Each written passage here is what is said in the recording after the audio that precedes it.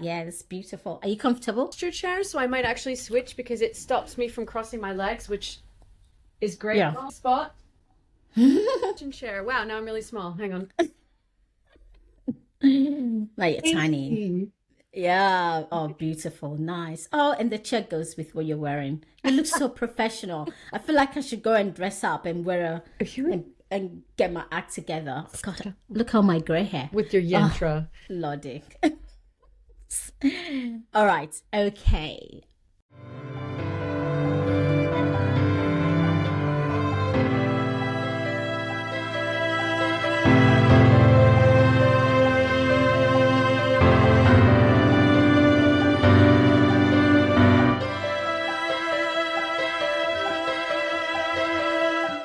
So let me just do a little quick introduction. Hello, Camille, and welcome everybody else to Inner Power Game podcast. I'm thrilled to introduce a guest who embodies what it means to step outside the box and live in true creative flow. Camille has over 25 years of experience building brands, helping them achieve commercial success, authenticity, and longevity.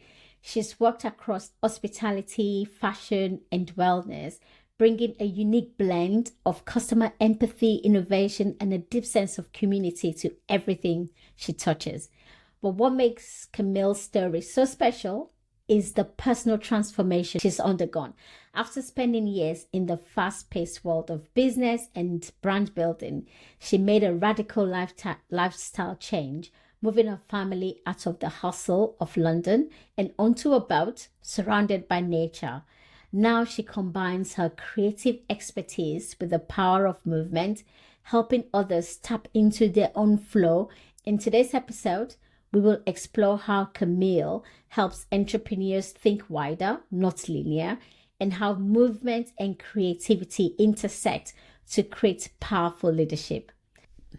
Camille, do you know what? I am so excited to have you on this podcast. You're like one of those people that whenever we sit down and we have a chat, like we can never have a chat for an hour or 2 hours. The time just goes so fast because we always have so many things to talk about. I know. And you're one of those that you always expand me after every chat. Like my mind is always going, oh gosh, like, likewise. Oh, this is exciting. So I'm really excited to have you on the podcast and for us to bring some of our usual chats into the world for other people to pick about. And as you know, I want to talk about that creative flow, that creative juice, that creative yumminess that we need in our life to really thrive, to really flourish, and to move outside this limited box that sometimes we tend to find ourselves. And I was thinking how to start this podcast, and I think the best way would be to just dive a little bit into your career, because your career is so fascinating with how you've moved from, like hospitality to fashion to wellness. So let's start on that thread.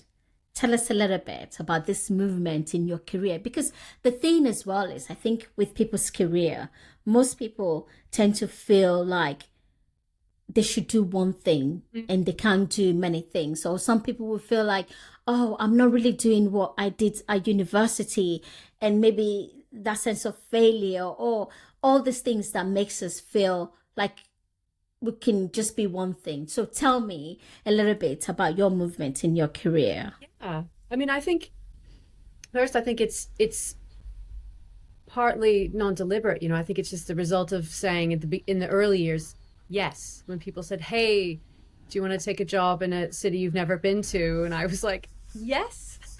And or certain ideas would come to you and I would just go, shall I leave all my friends and everything behind and move? Yes. And take a risk doing something I've never done before? Yes. You remind me of that girl that goes, yes, please. Yes, please. Why not? What could possibly go wrong? And you don't think too much about what could go wrong. So obviously that's the 20-year-old me, the 30-year-old me. So I think going into industries has always been something that you start putting your toe in the water, but then you start to understand that what you're trying is actually resonating and you gain your confidence and you slowly come up to the level you were at in another industry. So I think when I moved into fashion, I'd never worked in fashion before, but I tried my experiments and the response was amazing. So I started getting braver and doing bigger things. And then pretty soon, once you're established, you really start to connect in. But I think there's always signs when you get a sense that your experience was for a reason. And it doesn't have to be necessarily in that industry, but I remember I was sitting outside in Brussels. I'd gone back to do some research before I moved into fashion, and I had an understanding that everything that had happened to me in the past sort of 5 years or so had been for a reason, and it sort of brought me to this point. And it sounds cheesy, and you don't have those moments that often in your life. I mean, I'm lucky if I've had maybe one or two, but everything from the end of my marriage to moving to the UK to this and that, I understood, and I went, but it's all kind of brought you to this point. You can kind of see for a second there a clearing in the clouds that you're on the right track, where you have these coincidences. So, but I think there's also nice to acknowledge when there's a natural end, just like a relationship, sometimes with your work with a company or a contract or even an industry, you get to the point where you think it's feeling a bit stale, and no disrespect, better part as friends. And when there's something that needs to evolve, I think there's something about letting go. And every time you let go, if you're an obsessively a ladder person, you may have to take a few steps down the ladder, but so what? Because, what you gain from it is totally unknown and actually can be even more growth. So I think I've never been afraid to take a step back after gain everyone's respect in a whole new industry. And most of the time, they've never even heard of you because people live very much in their bubbles. So I think going into hotels, moving to London in 2012, I'd never really worked with hotels. I'd just done a bit of property development. And again, have a good mentor and try things out. And the response of what we were creating was amazing. And it's still one of the most talented teams I've ever worked with, because we had that golden period, and it gave me the confidence to say, but again, you come into something different, but it's about you collaborating with the people around you, understanding what you're good at, what they're good at, understanding sort of the scene and how to create momentum. And I think overall, there's kind of like a zeitgeist of what's going on in the population you can tap into, so London was at a point in 2012 after the Olympics where there was a great food scene. There was a great food and drink scene, and it hadn't tipped over into being too expensive. So we kind of tapped into that with a lot of events and a lot of kind of risque, more city things, because the city hadn't become a destination yet. So I think it's about whatever industry you're in, tapping into what people are feeling at the time and being part of that. Yeah. I want to take you a little bit back, because there was something that you said there, and it reminded me of a conversation I was having with a lady recently. Brilliant in her field, doing some amazing things.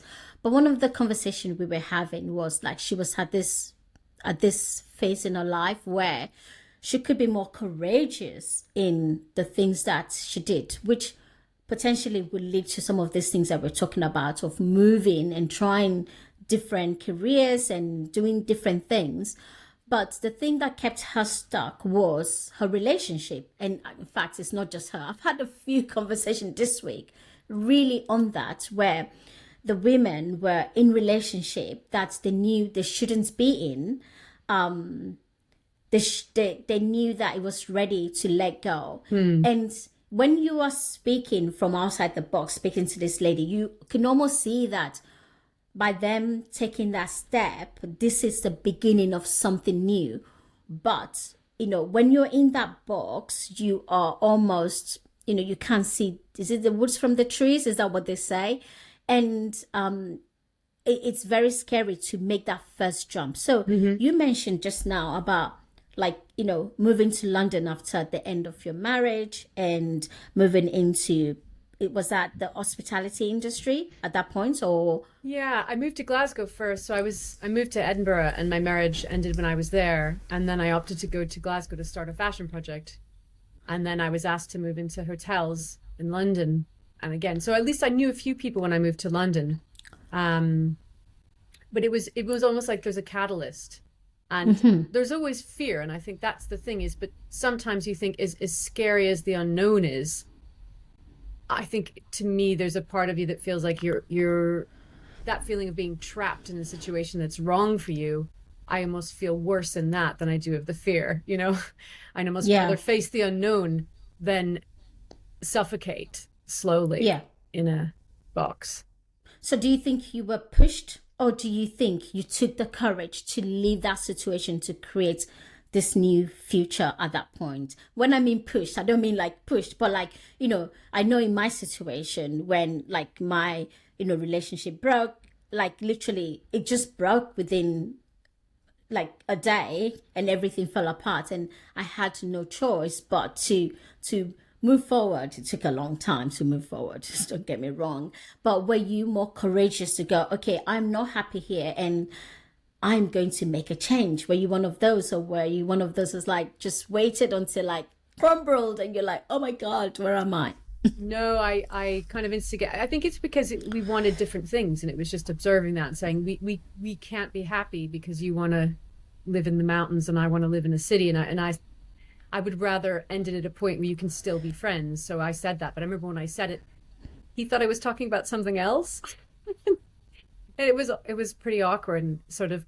I said, I don't know if we can do this anymore. And he was like, and he thought I was talking about like the flat or like something else. And I was like, no, I mean us. And it was really awful. But as a result, we still like each other, and it was having the bravery to say, look, when sometimes you start a relationship, you're not thinking about who you are as people and what you want. You don't have those discussions. And it probably should before you get married. But we didn't. I think it's often people have that shame of telling other people. That's where their shame is, and sort of, don't worry, I won't tell the family is what your mother says, so that's the bit. It's always the perception. Same with changing careers. You're like, but how will that look on my CV? And I think you have to kind of go, look, the way you perceive me isn't how I live my life to be perceived. It's that people pleasing thing. You're like, yeah, no, I'm actually happy. That's all that really matters, is not my CV, how sexy my CV is. And I mean, I like your perspective, and already I can see this is a sort of thing that influenced your perspective on your creativity. And there was something that you said in our conversation, one of our conversation, where you said like, I like people to think bigger or wider as opposed to linear. Can you just explain that to me? Yeah.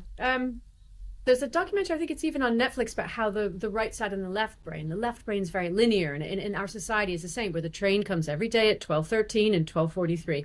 Everything is repetitive for maximum efficiency.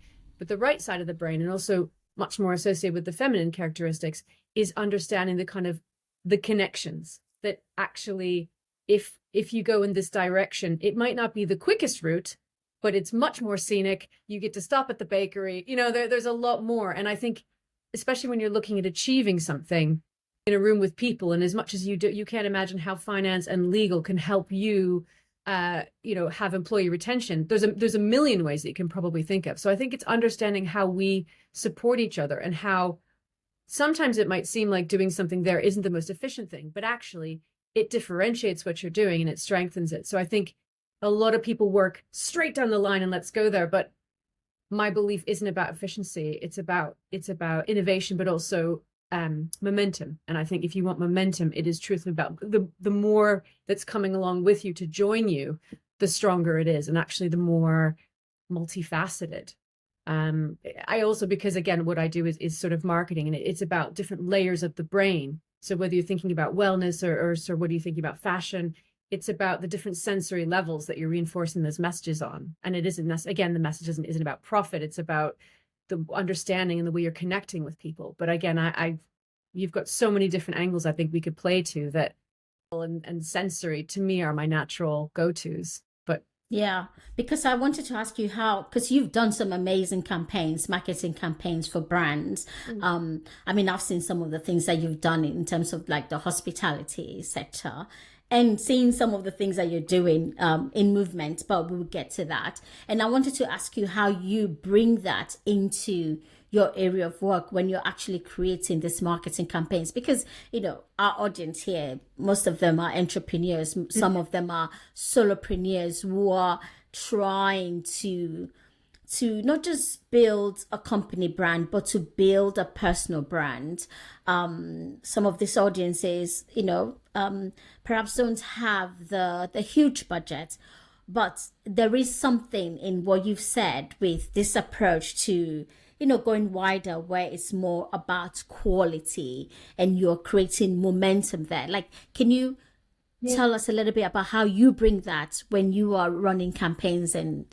And I think when the going laterally is about also not going it alone. And I think necessarily whenever I say, okay, you're founding a brand, I think you think about the larger alignments you have. So whether you're doing a hair salon and you then start to think about, could I do like a barbershop salon kind of podcast in my salon? What ways could I do? Could I have a women's writers group? There's lots of different things you can align yourself to go, look, my budget is non-existent, but I can sit here and come up with 10 ways that I could help support other people for mutual benefit. So I think I never take credit for doing anything by myself. When you're working with a photographer, the first conversation you'll have is, here's what I'm seeing and what could we do? And you're opening the floor up there.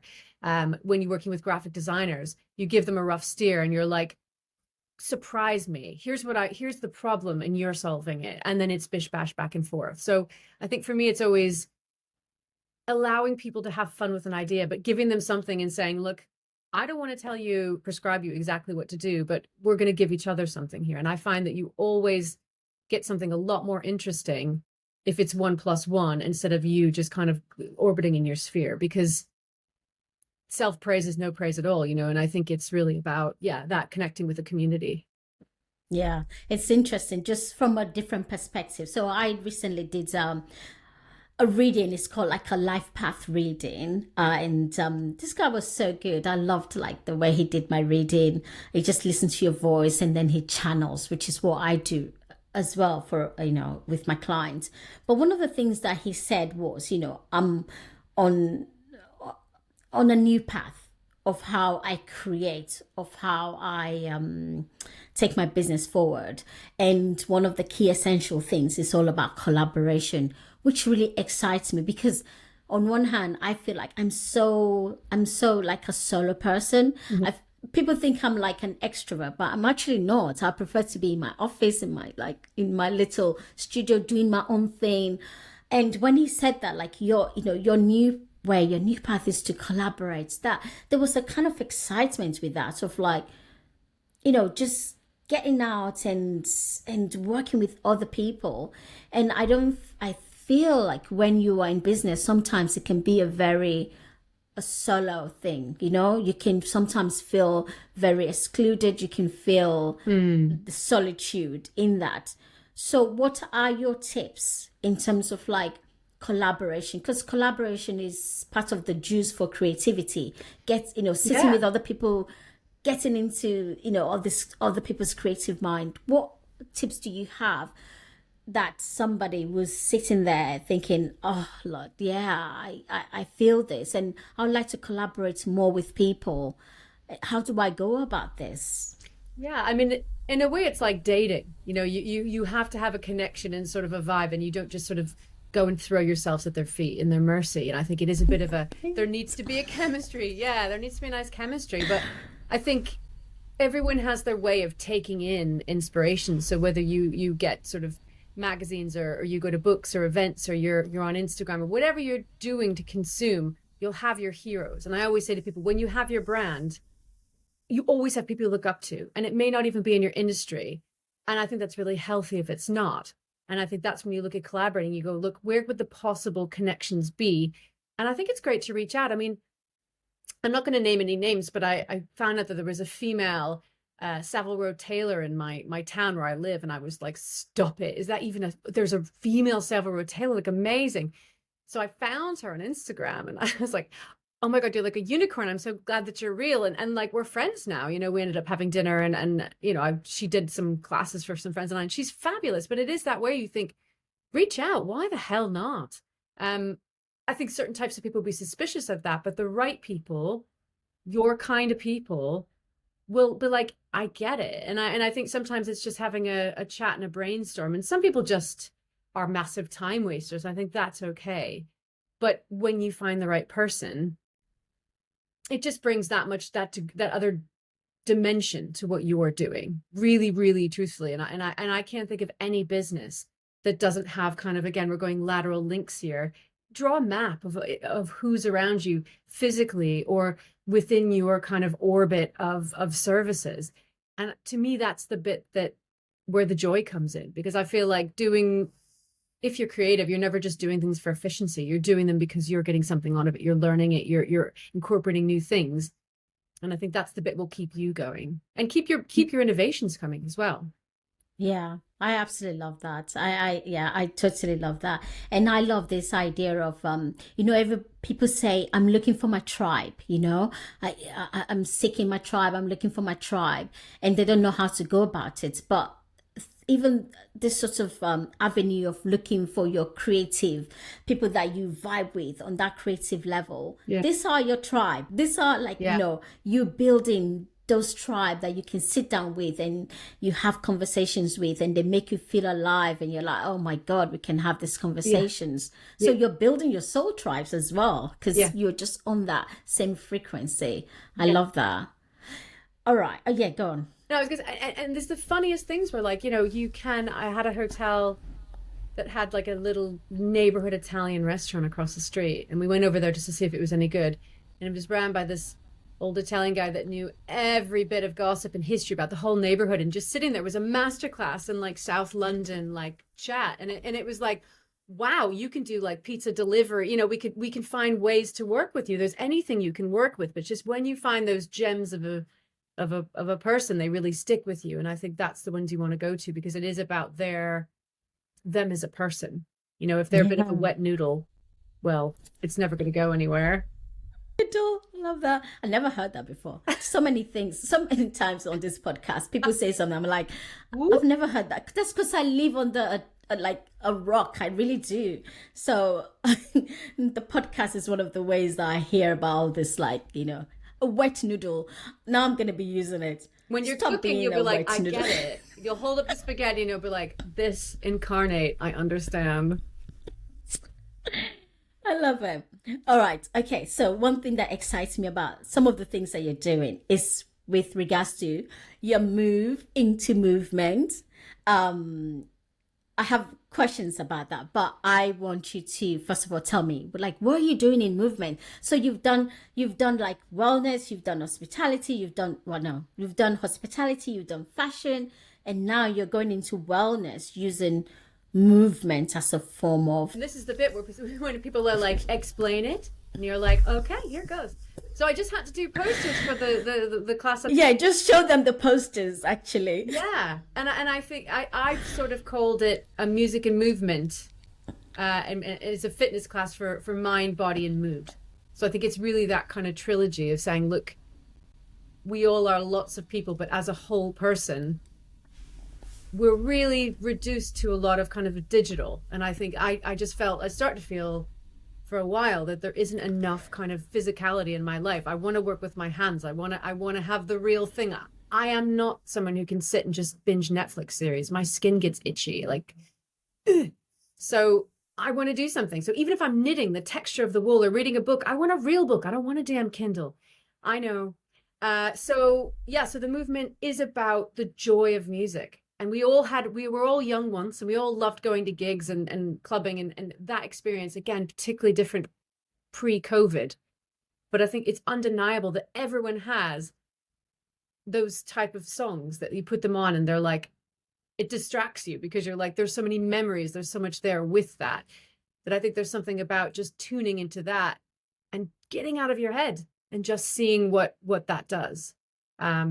So the course I'm doing are going to be a mix of different genres, and it's kind of a journey where you come in and you may have a bit of Miles Davis and sort of going into something a bit softer, and then there's a bit of it peaks and you've got calypso, and it's exposing people to things maybe they don't normally listen to, but actually understanding the emotion in there and trying to move in different ways. So I've been studying different dances as well, just to try and go, look, there's elements that are tribal, there's elements that are just letting go or shaking or tapping or jumping or swinging your arms or just getting out of your head, lower your center of gravity. And for 1 hour, get a goosebump when Harry Belafonte, Deo, and you're like, oh my God, yes, and it's ageless, it's everything, and it's because people you kind of become people have like that shame about dancing, like they need to be blitzed or they need to be in a dark room, and it's like try to get over that. I think it's a really brave thing.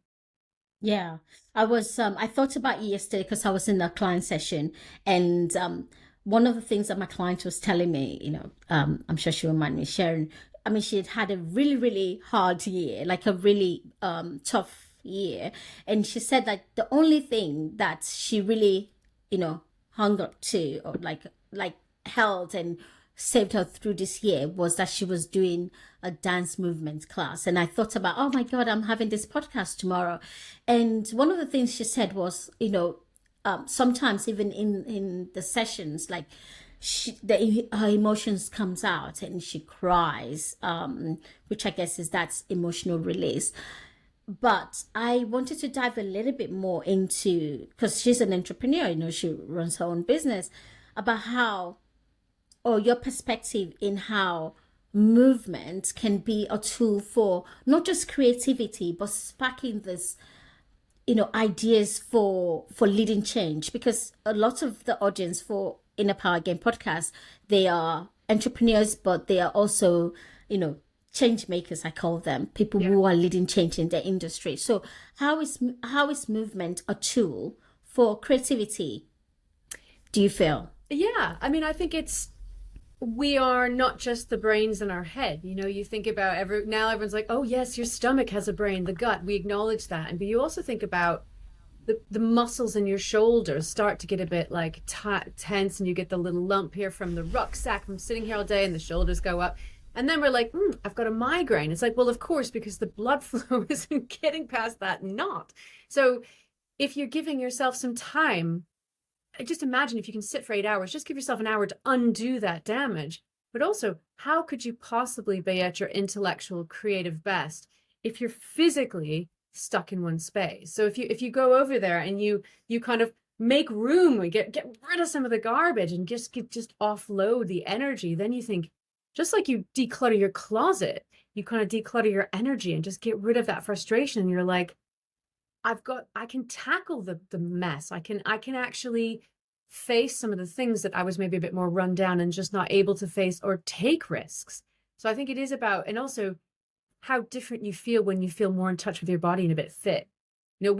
As a woman, you've got your hormonal changes, and some weeks you're like, I'm just going to wear a stretchy dress and not talk to anyone. And some weeks you're like, I kind of want some tight jeans, because you're feeling like, you feel strong in yourself. And so I think there's also something about waking up and being like, oh, I'm a bit sore. I did some movement, I did some exercise, and you feel better in yourself. So I think you never want to be, whatever shape you are, ashamed of your body. You want to feel like you understand where your muscles are. You're not afraid to use them, and you're not really getting out of touch with yourself, because the modern world is really, it's just taking us away from all of that stuff. It's so stagnant sometimes, and it is so digital, and everything is a simulation. You're like, but this is what you have. It's what you're born into. It's what you take to your death. It's what carries you everywhere. Like, why would you not want to put it through its paces and just give it a chance to, like a car, go for a drive, baby, Yeah, because as you're talking, one of the key things I feel like the modern world, the career world, the business world, as we are trying to juggle everything and hold all this responsibility, and also rise up the career ladder and build businesses, it's a known fact that a lot of people get burnt out. And like I always feel, I know for myself, movement is one of the things that helps to ease that. So I just want to dive a little bit more. I know you've spoken into some of this, but like, what is the link, and what can people do even in their own time? How do you do it before you decided that, I'm going to do this as a thing? How were you doing it personally to manage that stress, to manage the burnout, to keep yourself balanced? I think even it was probably music that kept me sane during COVID. So, I mean, I don't have a TV. We have a DAB in our kitchen. It sits on our kitchen table. It's quite a nice one. So my daughter can go through and find all she's found like pop radio. It's like the University of Pennsylvania radio station. It's the cheesiest commercials, and she freaking loves it. So we get our Dua Lipa fix, whether we like it or not. But then we have the digital radio, and it's almost like a member of the family. But during COVID, that was kind of a real sanity thing, because it gave you an outlet. If you couldn't see your friends, you could still sit and listen to music. So in the morning, if there's a good song on, my daughter and I will run to the living room and have a dance party break when she's getting ready for school. Like, and I'm getting her into Prince, and there's all sorts of songs now that she's like, is that Ring My Bell? Like, she hears, oh, and she goes into the living room, like, she loves it. So same in the evenings when I'm cooking dinner, we will have like Spotify duels where I'll let her pick a song and then I'll pick a song, and we go back and forth. And I love it. You have to dance to each other's songs, and I think that's a I'm still in that, so I'm still in that. So good, because you're like, okay, I don't know what this is, but I'm gonna go with it, because it's your choice. So yeah, for me, it's the digital radio that people go to bed as well. Sometimes I'm doing the dishes. I mean, I think I danced to an entire Marvin Gaye album once by myself. And I'm kind of okay with that. And then I was like, wow, that was because sometimes it's just so good. You're like, wow, okay. Whether the curtains are closed. And it's funny because my daughter makes sure the curtains are closed and no one sees her. She has that thing where I was like, I don't really care. But I think just having it be such an easy part of your life, it's not something you would go, it can't be a chore. You have to just be able to, I walk in and the first thing I do is turn on the radio. My other half isn't so fussed. He's not so much of a music person. He goes with it. Yeah. So then I love how we're talking about this, your lifestyle, because one of the things I was going to ask you, which I absolutely love and it inspires me, is your move from, like, you were in London, the busy London like I was, and you moved out of London and you moved into somewhere that's a little bit more in nature, but not just that. You moved from like bricks and mortar into like a boat. Tell me about this lifestyle move and how, like, what inspired it?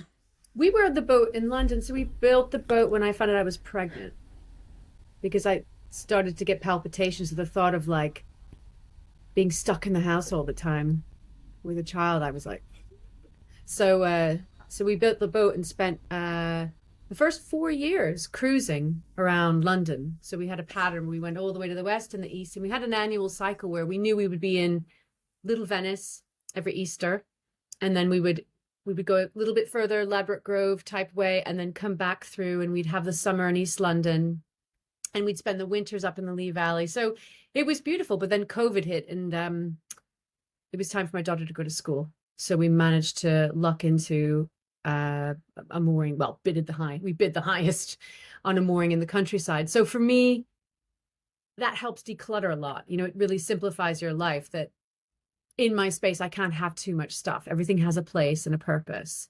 And when my mother sends me a box, I'm like, oh Lord, more plastic.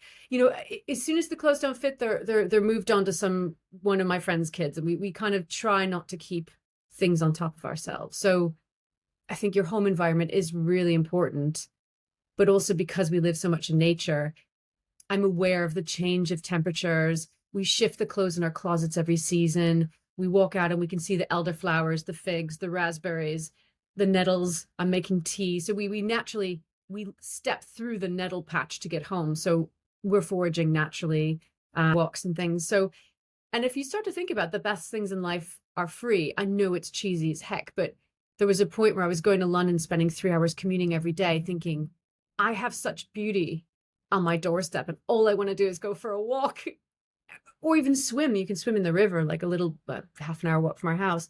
And here I am killing myself for a job and a lovely salary. But all I really want is this, and that costs absolutely nothing. And that's when I was like, no, I'm gonna do something different, because it is enough. You'd be surprised. You actually, I think we're given the messaging. Again, I come from marketing. We're given the message that you're not enough, that you need this for power or beauty or a sense of completion. But if you really do get in touch with yourself, you'll find that you don't need it. They're just telling you. So it's kind of blocking that out.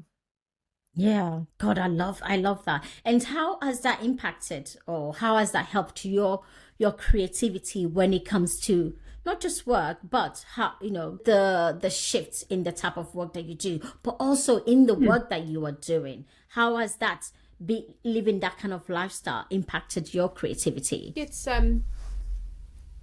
I believe home is for some one purpose. So I don't believe in bringing work home. So I actually have a studio where I'm sat now, and I've got a record player, a sewing machine, my computer. I've got paints, everything here. It doesn't belong in my house because I feel like you You want to got the go somewhere. coolest office. Yeah, I'm you gonna go somewhere else. You go to the studio, and that's where you go to create and work. And I also come here sometimes on the weekends, and my daughter's now learning embroidery in school, so she wants to get involved. So I think it's about realizing that you need a space that is a special space that, first of all, that characterizes space. So when you go there to do work, even if you're on your laptop, you can spend 5 minutes working on the hat. Uh, because the sewing machine is actually sat right here, and you can put a lovely Serge Gainsbourg record on because the record player is next to your computer. So everything you do doesn't have that crossover of work and personal, because I feel like life isn't like that. There is that you are human, and it is okay to have a life, and you should like your life. So when you are working, you should bring some of that with you. Like, I don't know when that started being a bad word, but what is that about? That you want to work with people that have sort of an enthusiasm and a lust for life because they bring that to their work. So to me, creativity is from everything from the way you cook to the way you structure your office environment. And I think that's part of the open plan office versus the home office duality. I think it's great to go see everyone, but when you have your space, it's about having it be a space that feels really good to you, because environment is also quite important for creativity. Yeah.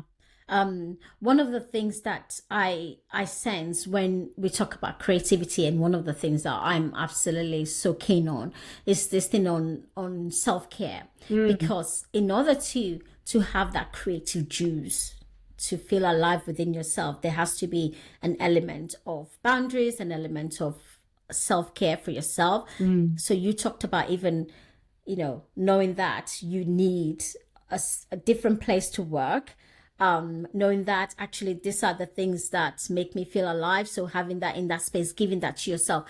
What your thoughts with self-care and creativity? Because a lot of women, a lot of entrepreneurs, a lot of women in their careers are burnt out, overworked, don't have time for self-care, Yeah. and wonder why also they feel stuck in their creativity. I'd like to dive a little bit into that. What are your thoughts? I know it's not a clear question, but yeah. Yeah. And I think that's the bit where we all talk about the guilt. I think with women, we all suffer from the guilt that we're not enough. And again, that's the advertising campaigns. Get it up, yeah. And I think it's part of that boundary of your own time, saying, "Do you know what? I'm actually going to go get my hair cut," and I don't have any guilt around that, because you know what, they've got an appointment at 11 o'clock, and that's something that makes me feel better. I have a journal in my drawer in my desk, and I know that 9 o'clock in the morning, I have a burst of reflective enthusiasm, and that's when I do some journaling. Or sometimes in the afternoon, you're just like stuck against a wall, frustrated, and you just need to go, look, put on a sports bra and some trainers, go for a walk, 15 minutes, time it, run as far as you can, and then run back and come back. And you will be so proud of yourself that you will go back to your work with a totally, and it's hard to get out that door, absolutely. But I think it's saying, look, don't second guess it. Don't let the guilty voice get in your head. Just make time for it. And maybe you need to spend some time with yourself to think about what self-care you need. So maybe it's a 15-minute meditation. Maybe it's just an actual going to the cafe for lunch and reading a newspaper, whatever that means to you or you need. I think you need to just grab it without hesitation, because we all have these little voices inside of them, and you need to be like, Tsh. I care for myself first, because then I'm a better mother, friend, boss Yeah. after that, Yeah. Yeah. Absolutely. I have one more question, but before I ask you that, I'm just curious. What's the most creative projects that you've ever worked on, and why? A project that made all those creative Jews just go, whoa, like, oh, and why is that? I know you're like, oh gosh, which one? Wow. Uh, I mean, I've been in arts collective, so I think when I was in Edinburgh, I was part of an arts collective called the Forest Arts Collective, and it was basically a volunteer-run arts collective that used a cafe staffed by volunteers to fund a publishing house, a recording studio, free theater events during the Fringe, grants for artists, and people gave their time, and we had sort of a committee and a shop, and they would sell the records and things. And that was probably the most inspiring, creative bunch of people that now you look at them and they're working for NGOs and they're filmmakers and they're musicians, they're all kinds of things. But that really set the tone for me, the bar, because everyone was just so dedicated, but also so smart. The quality of people that were involved in keeping that running.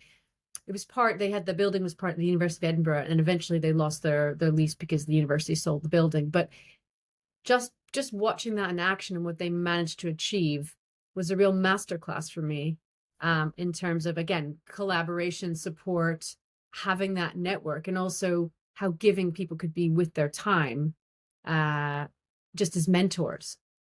So, Yeah. and that was unpaid, and I took that into my fashion business, in terms of some of the risks I took and my approach to things being very inclusive. I don't know. I think I do stuff, and I think a lot of the things I've done in businesses, the people on the ground appreciated it and was like, "Oh my God, that was hilarious." Whereas the people on top maybe saw a couple pictures and don't really understand what went down. But I have some, the memories still make you chuckle and be like, "I can't believe we did that." But it was like, if you were there, you will never forget, that kind of experience that we created. Do you think that's one of the biggest challenge when it comes to creativity, that you create something that you feel, oh my God, this is really amazing, and then perhaps some people don't get it, or they don't appreciate the efforts, as you say, that goes into it? Like, what is the biggest challenge when it comes to allowing oneself to be creative and for your creativity to be shown? Because I feel perhaps it's an area where people tame themselves because of that fear or shame or whatever it is. Yeah. What was the biggest thing that you experience yourself when it comes to bringing your creativity to your work? Working in it depends on the environment, but having spent years in a corporate environment, I think you realize that you need a translator. And quite often when I want to do things, I act as a translator for the people that I'm wanting to bring in, that are going to work with me, and sort of say, I'm going to put this in terms you can understand, which is often a one pager, which is the breaking it down to them and things, because I think quite often we can picture it, but you forget that other people don't have the imagination. So I think that was a really important skill for all the years that I did spend in corporate environments, was how do you make this feel like it's an okay risk? How do you help them understand some of the gains and the reasons why behind it, and then that's how you build trust. And I think it's also building trust with people, because if you come in and say, here's what we're gonna do, they're gonna be like, but once they get to know you, they're like, oh, you're so wacky, and you're like, yes, but I'm also competent. I will not make anything explode. It will be pulled off in a manner that is respectful. It is going to not be misinterpreted. So I think it is that recognizing the fact that translating is just one of the needs that you'll have, especially if you're going to need some sort of official funding or permissions.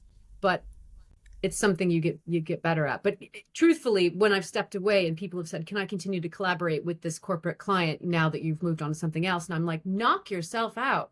And then they come back to me and go, oh my God, that was a disaster, because you often, without a translator in the middle to kind of keep the two of them glued together and make sure that everyone understands each other's needs, things don't go so, and it's quite damaging for both parties. So I think you can underestimate the need for someone to act as the intermediary between the creative truth and activator and the kind of the more down to earth corporate side. Yeah, I totally get that. So that's building the trust and your ability to communicate, to show people what the message that you're trying to put across is, between yourself and the people above, the senior management, etc. Yeah. And that's, I mean, I I see that when I work in tech, where you are sort of like the middle person between the very techie, who just wants to be behind the scene doing the coding, and the other side where you need to then actually explain what is it that you're actually creating. I totally see that. But what's also, if we flip it around, where it's from you as a marketing expert and creating a marketing campaign, a brand campaign, a product marketing, I don't know, a campaign for the consumers, for the customers. Because I always say these days, you need to try something different because everything is the same. And there is that, what should there's that thing that you might try something different and people don't get it. I mean, I know in my marketing, I can be a little bit wacky because I'm a little bit like spiritual, and I can get very stuck in my spirituality that if I put something out, people are like, what is that? So the same way you gave us that tips in the first place, what about trying something, being creative and trying something different, but in a way that people actually get it? I think the big secret is it needs to be repeated, because I think that the problem is the brain space that people have to be able to commit to that is about this deep. It's that long. So I think it's about understanding that you won't be able to be like, mic drop after one, you've spent ages on it and it is amazing and you're great, but you have to keep giving it to them and reinforcing it, and then it will take on a life of its own. But I think in the history of campaigns now, there's no such thing where you can be like, everyone just stops what they're doing and breaks into applause. Absolutely not. So I think it's your expectation on how will it be received. So it's always saying, right, if this is your concept in your campaign, how can you bring it to life multiple times in different ways and channels? Because a campaign isn't just one thing, it's a message. And you have to kind of stick with it. And, you talk about change taking 12 to 18 months, but even a campaign, I wouldn't do a campaign that's shorter than a season. And a season, like there's 4 seasons in a year. So I think truthfully, if you want to create anything and have it be effective, it needs to run for 3 months, different flavors and ways, which is cool, which means that's a test. Do you love it? Because you have to, if you're going to release it and invest and believe in it, you have to love it. So if you love it enough to look at it for 3 months, then you're ready to go. I love that. That makes me feel so much more happier because I'm like, okay, I still have time. Yeah. Like 3 months, and okay, let me just like keep going at it. Truthfully, I love that. 3 months is nothing. I mean, yeah, truthfully is a year. It's like, and that's the hardest thing, is because the other thing is measuring. Whenever you do a campaign, it's always like, well, these days you can see what happened. What was the reaction? On so many different levels, you can measure it. And measuring it can be excruciating slow because you're checking every day. Well, what's happening? It's like, well, a day, do it again, do it again, do it again, do it again. And then when you start to see the results come in, you're like, I'm not crazy. Now I understand. But when you're having to prove that to other people, it is an excruciating weight. But truthfully, when you're measuring it, that's the other bit, is to just have that reinforcement for yourself, because it's a big hit on your confidence if you do it, give up too soon, and then go, well, that was a failure. Well, not necessarily, but give it its due and measure it, and then watch and reinforce as you can see results are coming through. Yeah. Always. I mean, I even started to measure, like when I put a post out, like if I get any inquiries, like I'm like 1 inquiry, 2 leads, like literally. But as you say, yeah, it feels so slow, but it helps a lot.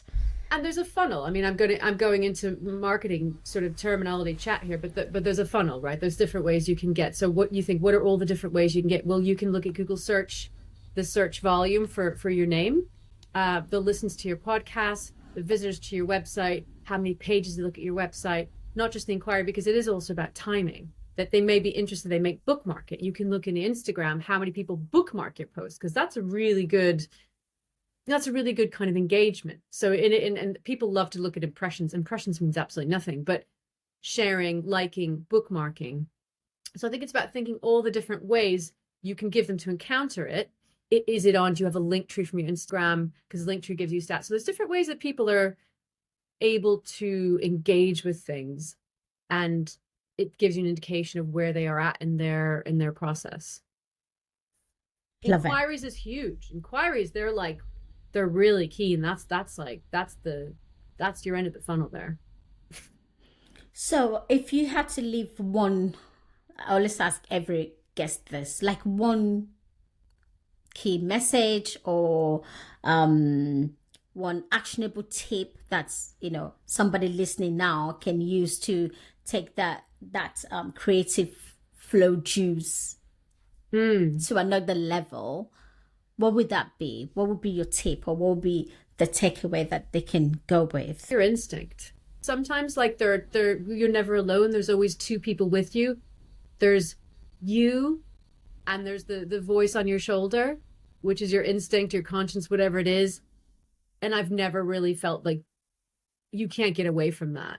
And quite often it's telling you something and you're like, yeah, I'm interested, not interested. But that's someone you want to be the most okay with. It's not about pleasing them or them or them. It's about how are you with this that boss.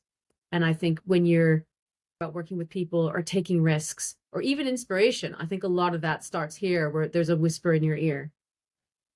Yeah. And then you just got to run with it. I think it's about having faith, and that gives you the faith in yourself. Yeah. Yeah.